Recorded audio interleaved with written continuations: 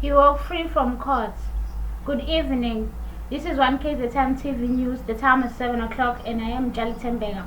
Yesterday was a tough day for the top Melmoth detectives at Melmoth Regional Court after the murder case they brought to court 8 months ago was struck off roll due to lack of evidence.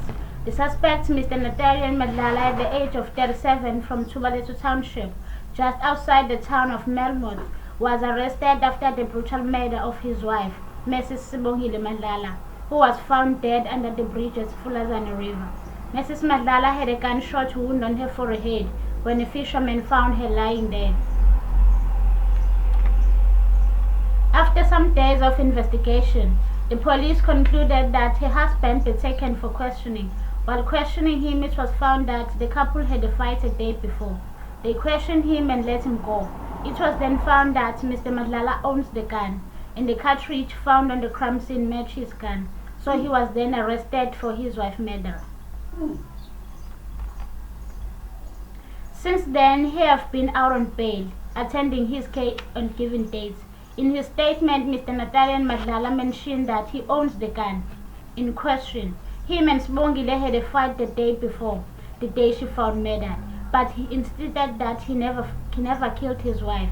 He said on the day. After a fight, he went to his girlfriend, also stayed not very far from his home. When he was testifying in court yesterday, he even weeps. He keeps on mentioning that he loves his wife very much. He is innocent. His so-called girlfriend also testified that they were together the whole night. Mr. Madlala went back home at about 10 a.m. the following day.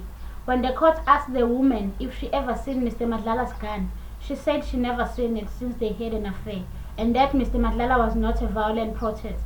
Every time there is a quarrel, he walks away as he did that day.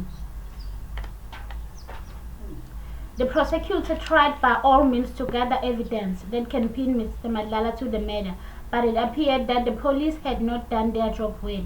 That appeared when Madlala's lawyer questioned the state witnesses. They all were not sure if Mr. Madlala was the murderer. Everything was based on what they thought was evidence and hearsays. They also heard that the night of quarrel, which is the night before the body was found, there was a break-in at Madlala's house, as one of the neighbors testified. So the lawyer concluded that it was possible that the same person who broke in the house can be the one that murdered Mrs. Sibongile Madlala.